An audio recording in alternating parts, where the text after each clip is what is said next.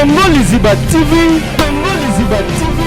Pour plus d'actualité, abonnez-vous, abonnez-vous, abonnez-vous. Famille biologique, oui. Mon père et moi, ou aza artiste, ou banda ipe ko sunga. Ils a douleur maka c'est pas nabino.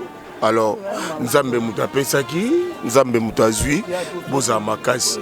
Et pour nabiso artiste, et là on a aussi tout multiplier encore bolingo. Tu vas pencher ming makambo belé ozali bango ba diversité. Tu bosa pe no kinzamba zali. To sambela ka foto tambola. Wa ulo balobi alanga kende. Azo hésiter, alanga kende hésiter. Et comme 14h, à t'écoute na TV, on ça comme ba télévision là. Si ayo kende sans prier sans nini. Il a tikaye. Biso to tikali to sambela ka. To bosa na nzambe pour na stick na biso te. Pour na carte.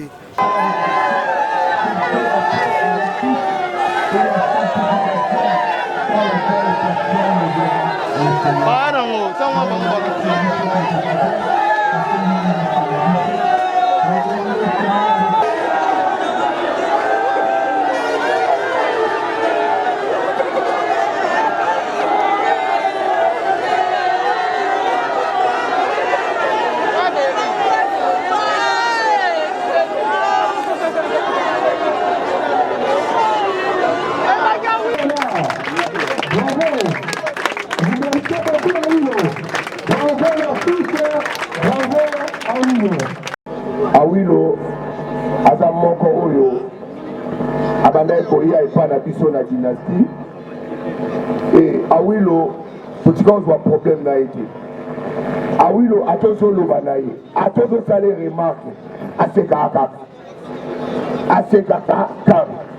mais Awilo d'abord banoli kambu oyo ye aseka alinga et na seka FBT SARL, Agence internationale de transfert d'argent et frais de colis.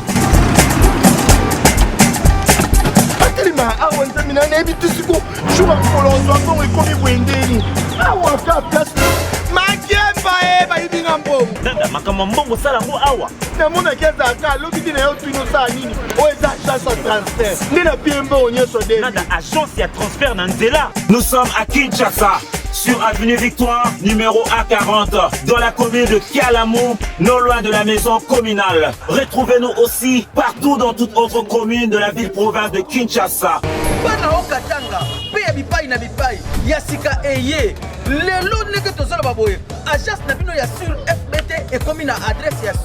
À Lubumbashi, sur l'avenue Chef Katanga, numéro 5 au centre-ville. Au Lualaba, dans la ville de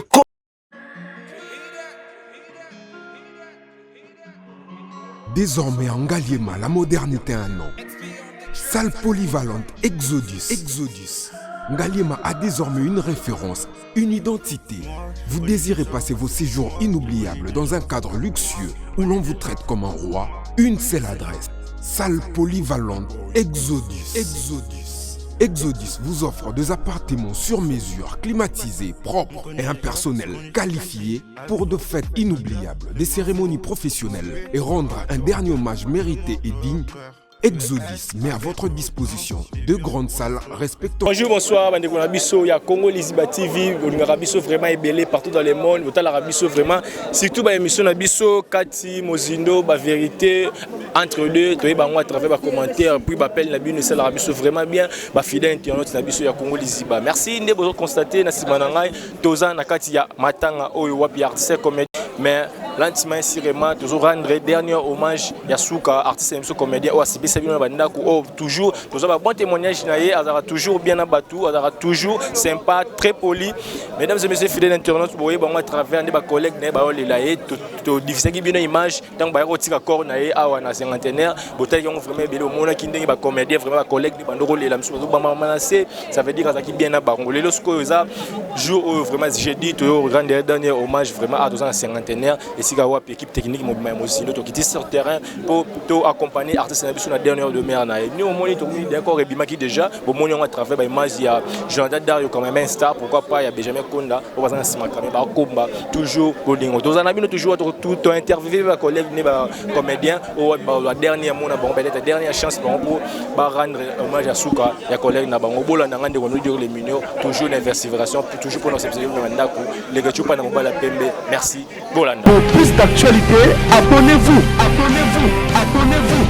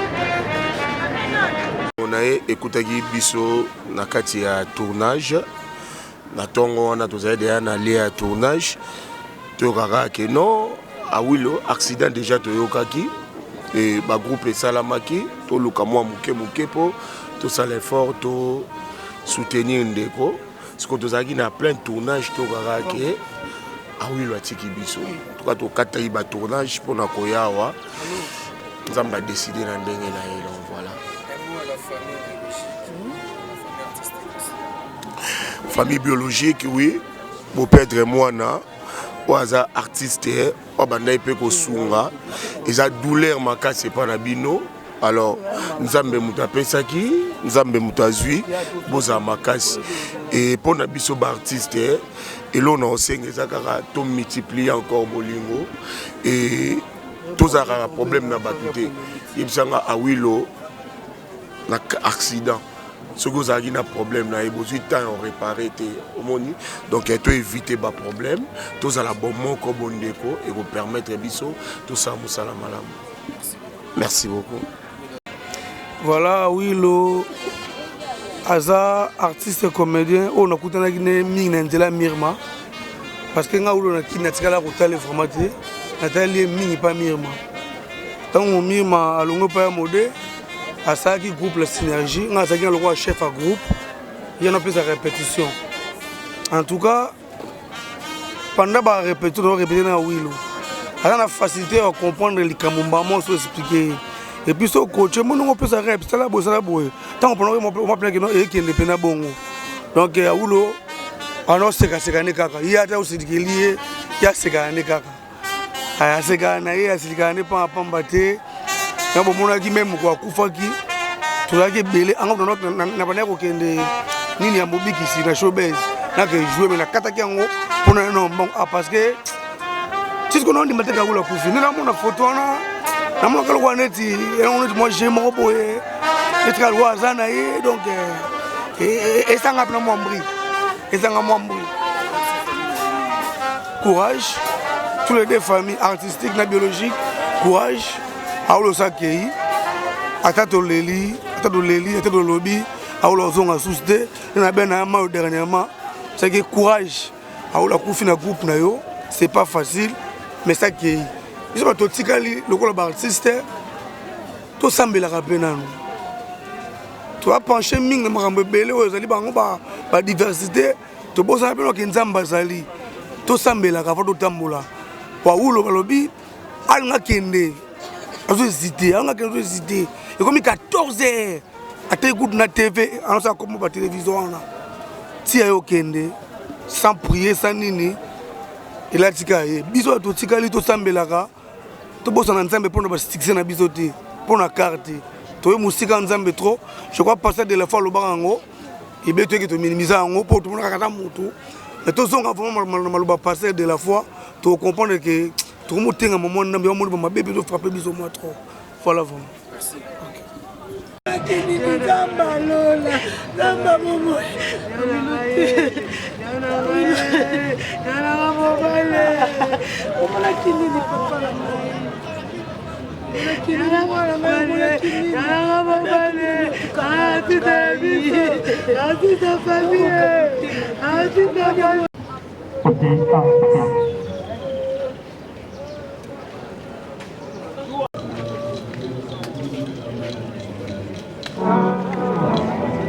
C'est bon, dans la team. Wanda, alors c'est les qui a oui. En fait, là, moi aussi, il y a un grand frère à oui. Et bah, il a besoin d'une délégation de je t'en vais au Rwanda, c'est la c'est bon souvenir. Il est c'est un proche de moi. Il est Québec. Attends-moi deux. Il est pour tout le monde. Il est Québec. Alors, où on va dire il est bon, là, on a tout. Donc, il est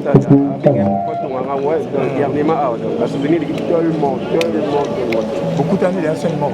Et les coups qui ont sorti la chaîne en amour. Et les nations, on a tellement. En fait, on a des milliards de choses.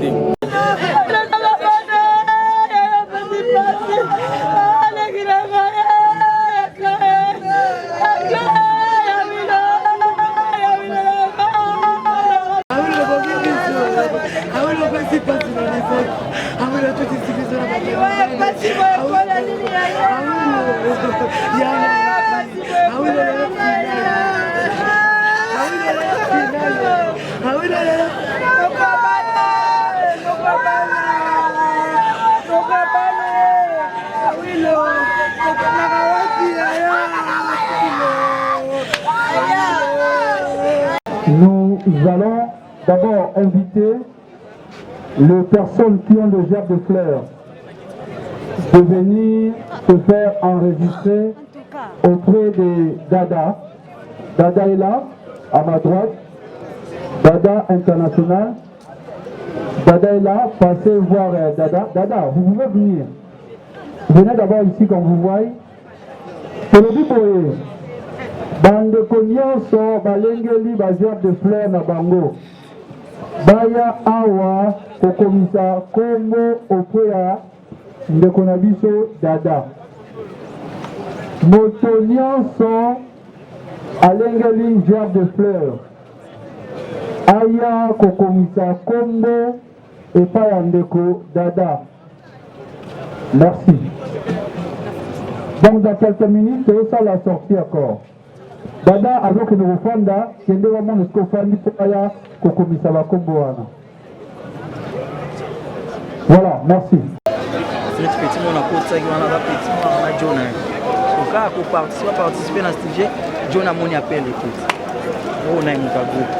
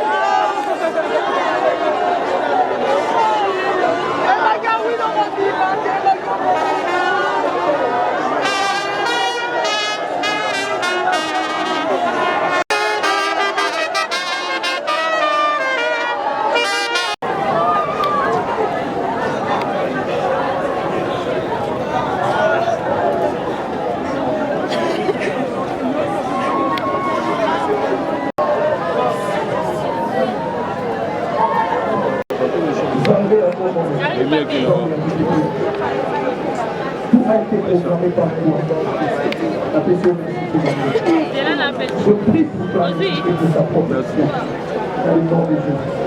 La seule personne qui peut contrôler le cœur de c'est toi-même. Parce que tout ce que vous faites, ça va commencer fort. Au bas de que ça, il n'y a aucun lien parce qu'il n'y a pas de mariage.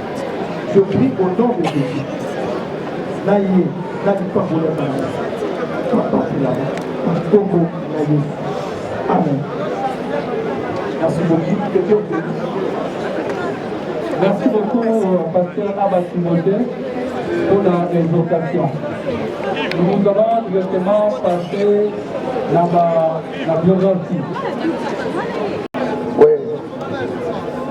Là, on va ébeler et saquer une union sur moi. Il dit pas si haut tout ça, non.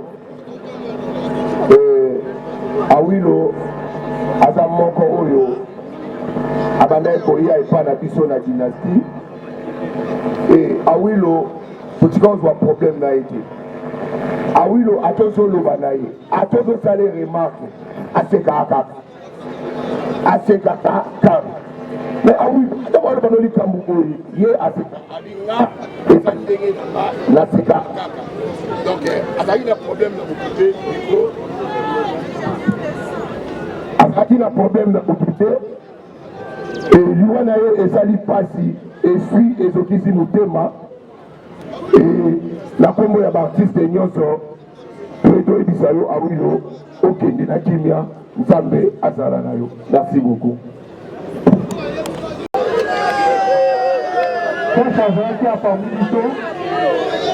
Voilà un des caractères dans le témoignage. Azala Kissak.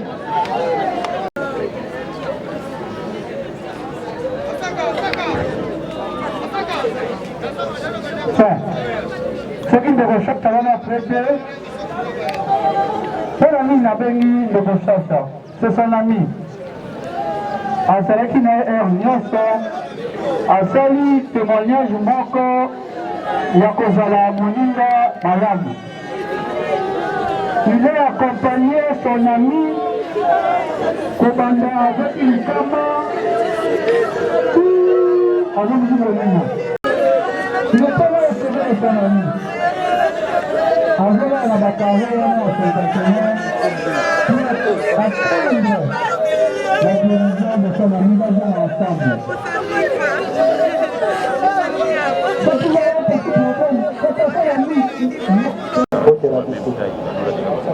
Mbote la biso. En fait, je n'ai pas comment trop à dire, mais exactement, parce qu'on rendre hommage. Lui, il n'était pas comme un ami, il était plus que un frère pour moi. Donc, ça qui souhaite à Bisso, ma camarade, il a une yosso, parmi la yosso, ma connaissance, la yosso. pendant qu'Assala, tu resteras toujours dans nos cœurs. Tu resteras toujours un bon et meilleur ami pour toi et surtout pour nous, ton collègue.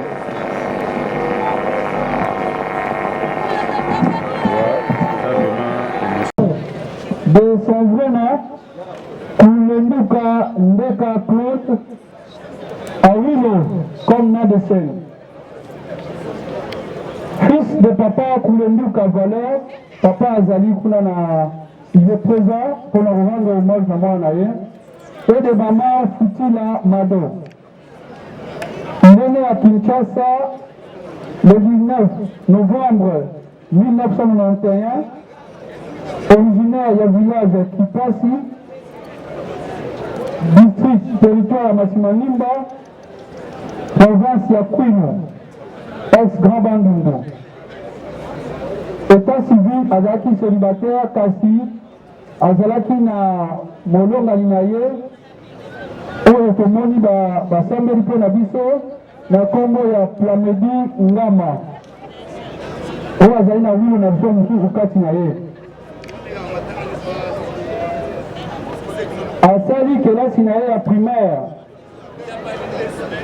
l'école Isala pe secondaire na Atene de Giringiri esika wapi adekrochaki diplôme d'état na ye.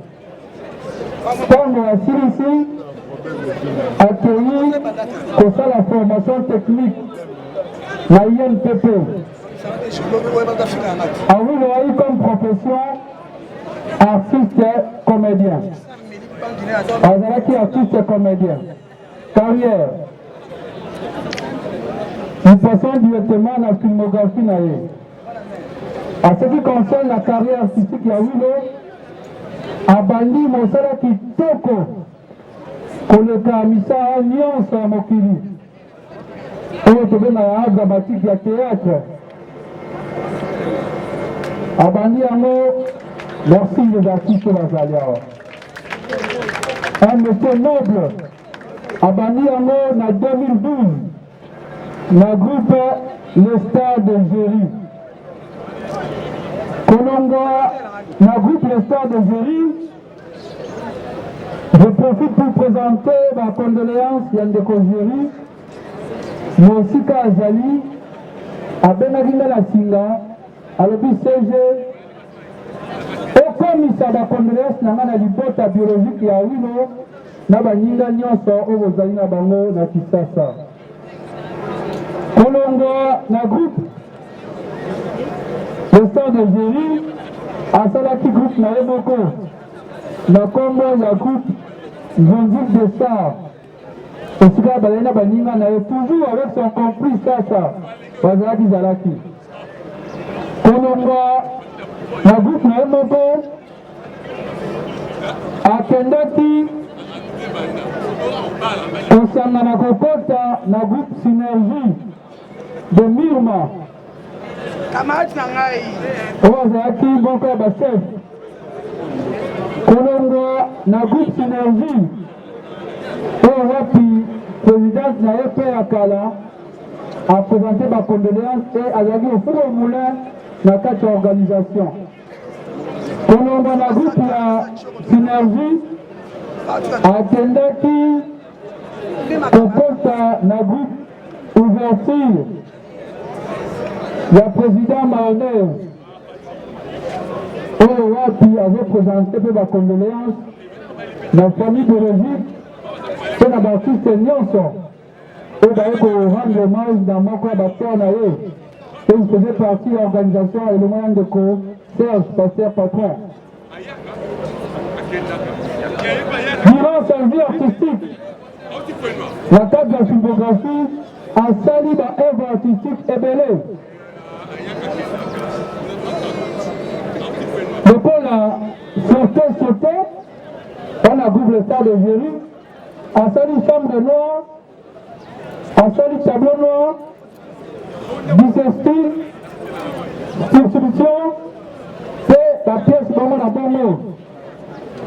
La groupe Mayo, la mayonnaise, a sali la pièce locola, et une la caca, je génération Mayoka na bagage ebele pe ndenge lolenge wana asali mpe bapiese ebele na groupe synergie ya Mirna wana makambo etali baevre oyo ndeko na biso moninga na biso awilo asali na mokili. Comme d'habitude tokomi na moment moko spécial ya biso baartiste oyo tozohonore sikoyo ndeko na biso par rapport ya misala bakasi asali na art na bapiese nyonso natangeli bino na yango tozosenga. Nous demandons à tous les artistes comédiens ici qu'Ozali au téléma d'abord. Tous les artistes comédiens qui ont télématé. Nous allons applaudir très fort et crier bravo l'artiste. Bravo l'artiste. Bravo. Bravo Lino. Bravo pour tout ce pays, bravo là. Bravo. Vous méritez beaucoup à Lino. Bravo l'artiste, bravo à Lino. Merci. Nous allons continuer pour rendre hommage à leurs collègues. Henri, merci d'être là. Ça c'est la grande famille des artistes canadiens.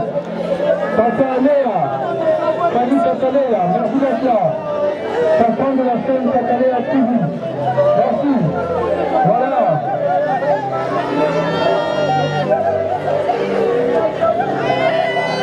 Voilà, ça c'est la grande famille.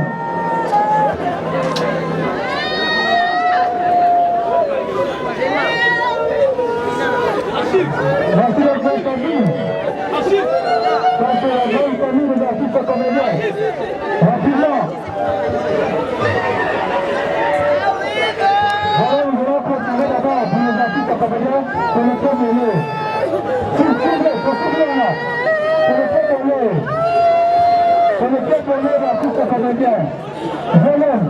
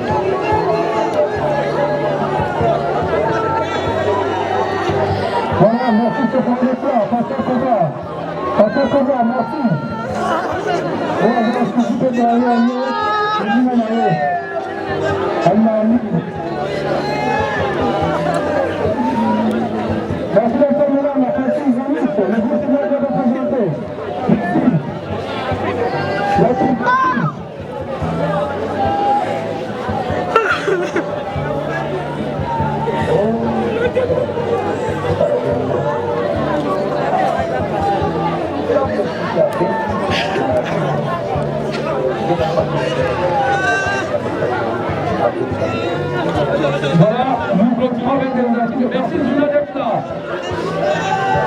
Merci Sacha. Voilà, merci. Merci. Le groupe, les temps de vous représenter.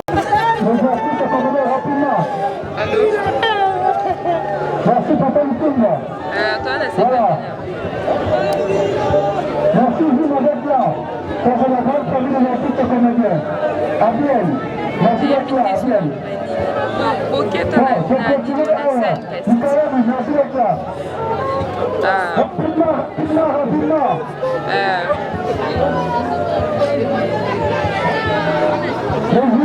d'être là.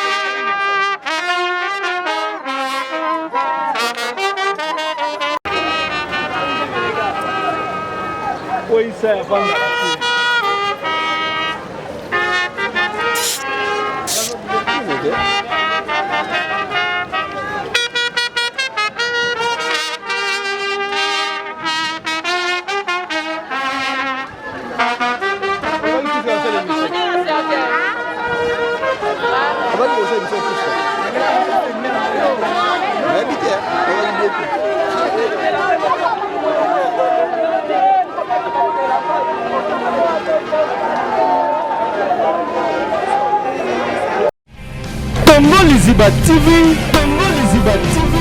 Pour plus d'actualités, abonnez-vous.